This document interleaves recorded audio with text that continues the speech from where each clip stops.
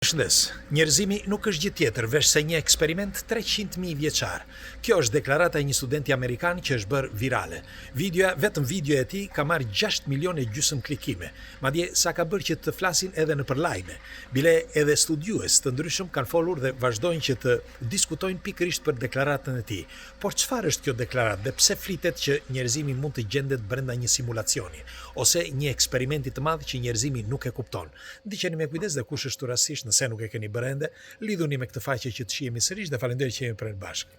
Atëre, zotëria në fjalë është Daniel William Smith. Është një student që ka përfunduar studimet para 2 viteve dhe ai sapo mori diplomën filloi punë, pra vitin e kaluar. Por ai ka lënë diplomën sepse sa zbuloi këtë mister që ne gjendemi brenda një eksperimenti 300.000 vjeçar sipas tij, do t'ju them se si. Ai e ka lënë diplomën, madje po e shet diplomën e tij, po ja jep dikujt tjetër, sepse është tërhequr tani, u shkarkua dhe nga puna dhe rri në shtëpi. Tani, pse Daniel mendon këtë? Në qoftë se mbani mend, kam folur pikërisht për këtë që në vitin 2011. Mos ndoshta njerëzimi me senset e limituara që ka mund të gjendet brenda një matriksi ose një simulacioni që senset tona nuk e kuptojnë, pra mundet që të jetë ky një eksperiment i madh, kam thënë në emisionin Enigma në vitin 2011.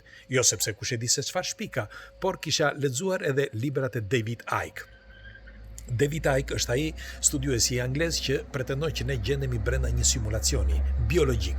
Pra ne jemi thjesht një eksperiment, pra sipas David Icke. Dhe ky studenti nuk ka bërë gjë tjetër veç se ka bërë disa kontrolle, si mund të quhet, të datës së lindjes së tij dhe të mbiemrit të tij. Çfarë ka bërë ky tani do t'ja u them, që mund ta bëni edhe ju vetë. Atëherë, nëse e mbani mend, e kemi bërë dhe bashkë në disa video të mëparshme ku kam thënë që secili prej nesh ka një kod, që është numri final që ti mbledh nga emër mbi emri yt. Çfarë do të thotë kjo? Nëse për shembull ti merr emrin Nadir dhe pastaj Mura me alfabetin përkatës, në këtë rast alfabetin shqip, jo në alfabet për aty ku ke lindur, bën llogarin e emrit në numra, sepse çdo shkronjë ka një numër përkatës.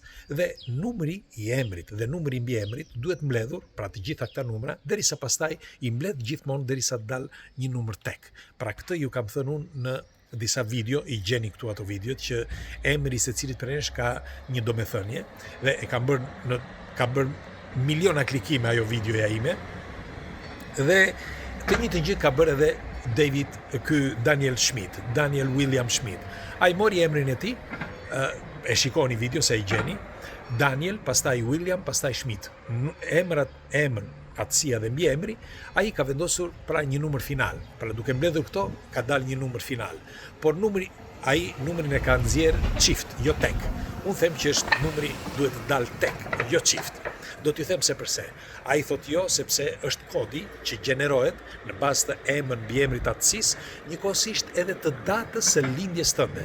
Për shembull, në këtë rast, data ime, për shembull 21/2 1969, mbledhja e këtyre numrave mua më del për shembull 3 final, kurse ai e ka bërë çift që të dalë çift në fund. Pra një numër me 2 numra, një përmbledhje mund thuash me 2 numra. Dhe çfarë ka bërë ai? Duke mbledhur emër mbi emrin, pra numrin e fundit, njëkohësisht edhe emër mbi emër atësinë dhe pastaj datën e lindjes, duke i bashkuar këto, pra në çdo linjë ai ka bërë një kod dhe kodi final i jetës tënde del se çfarë do të bëhesh ti në jetë. Pra ti ke një kod të përcaktuar, një numër të përcaktuar. Mirë po, gabon një diçka. Them unë që gabon diçka. Nuk jam askushi, unë them mendimin tim, pastaj do dëshiroj një mendimin tuaj. Unë them që edhe kodi gjenetik duhet mbledhur. Kodi gjenetik i njerit që është e pamundur që ta mbledhësh. Sepse do t'ju them, kodi gjenetik i secilit prej nesh ka një numër të caktuar unik në botë. Për shembull, të qelizave, të kodeve që ke brenda, sepse ne përcjellim çdo informacion, e kemi në kodin gjenetik, por është e pamundur që ti zbërthesh. Nuk mundesh ta nxjerrësh nga aty. Ti edhe sikur të kesh makineritë më të sofistikuara, nuk mundesh. Dhe unë them, dëgjojeni këtë dhe pastaj shkarkojeni këtë video që ta mbani mend ose shkruani këtë që do t'ju them tani. Në qoftë se njeriu do të mbledh kodin e tij, pra kodin e datës së lindjes pra të datës, të muajit dhe të vitit. Numri final. Pastaj të emër mbiemrit, numri final, gjithmonë të vendit ku ke lindur, të alfabetit vendit ku ke lindur, dhe në qoftë se do të mbledh dhe kodin gjenetik, pra të informacionet e kodit gjenetik, unë them si këtu do të zbërthej kodin se kush është ai në të vërtet dhe si do të mbledhi, si do të mund të eci në jetë. Pra, sikur ti jesh i përcaktuar, them që mund të zbulosh një pjesës të vogël, jo të madhe, sepse ti nuk mund të zbulosh se kush është detyra jote. Në fakt, Daniel nuk ka thënë gjë tjetër, veç se ai thotë që mendoj që secili ka një projekt, një detyrë. Dhe unë nuk bëra gjë tjetër se shmanga atë që më është përcaktuar. Dhe nga i moment fillova që të ndihesha ndryshe. Pra nga momenti që unë fillova të bëja të tërhoqa këtë diplomën, ja dhash dua t'ja abdikujt, njëkohësisht u tërhoqa nga puna dhe tani jetoj tek familja ime, tek nëna ime. Nga ky moment fillova që të ndihesha ndryshe. Dhe nga momenti që zbërtheva kodet, thot ai, mendova diçka. Mendova një vajzë që më pëlqente që kur isha student. Nuk kaluan 3 ditë dhe ajo vajzë më kontaktoi. E kontaktoi me anë të rrjeteve sociale. Është e çuditshme. Në fakt ne nuk e dim nëse është e vërtet kjo apo jo, por Daniel thotë që është e vërtet dhe s'kam pse gënjej, thotë. Sepse nuk është vetëm kjo, por thotë unë me dashje apo pa dashje, në këtë periudhë që po jetoj brenda në shtëpi me nënën time, unë thotë duke menduar që se si mund të prodhoj të ardhurë financiare, sepse nuk mund të jetoj gjithmonë në kurrizin e nënës, mua thotë më vin thotë të ardhurë financiare nga shumë drejtime, sepse e mendova këtë që duhet vinë. Nuk vinë shumë, thotë, por mua thotë më mjaftojnë, thotë, për të ndihmuar, thotë, edhe nënën time. Pra, ai nga momenti që zbërtheu kodin, ndodhen disa fenomene. Këtë do që të tregoj Danieli. Tani, pse thotë ai që jemi në një eksperiment madhështor 300, me fjalë të pakuptueshëm nga truri i njeriut, 300.000 vjeçar. Do t'ju them se përse. Sipas thënieve të tij, Daniel thotë që ne u krijuam, pra njerëzimi u krijua nga momenti përpara neandertalit.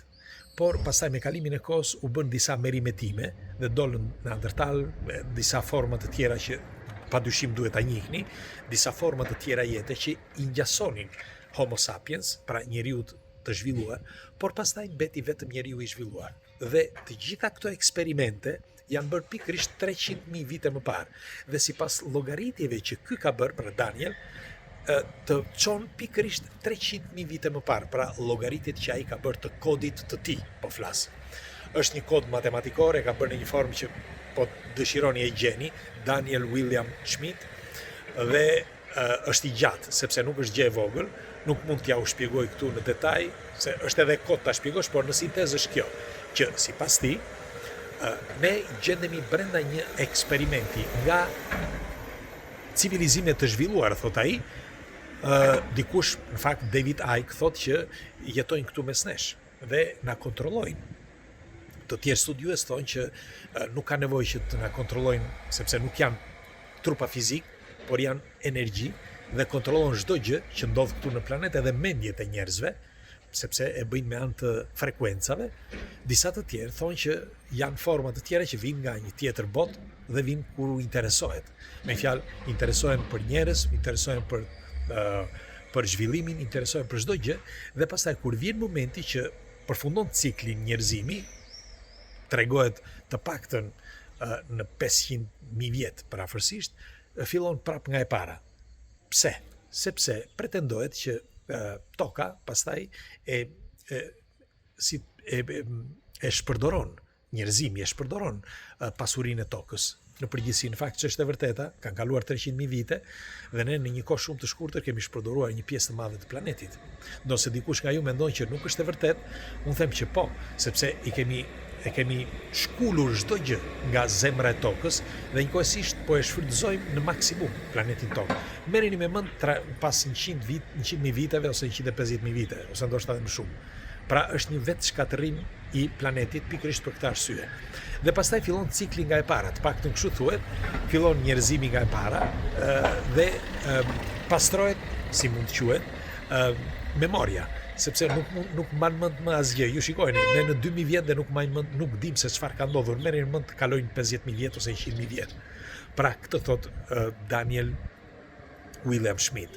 Megjithatë, ju çfarë mendimi keni? Mundet që njerëzimi të gjendet brenda një eksperimenti të pakuptueshëm nga mendja jon, sepse siç e kemi thënë edhe për në emisione ose në këto video këtu, njeriu përdor vetëm një 10% të trurit. Madje perceptimi i njeriu është shumë banal. Ne nuk mund të perceptojmë dot maksimumin e botës që na rrethon. Për shembull, do t'i them një fakt.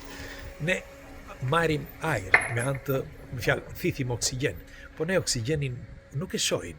Dhe ndonse nuk e shohim oksigjenin, ne marrim frym. Por ai ekziston.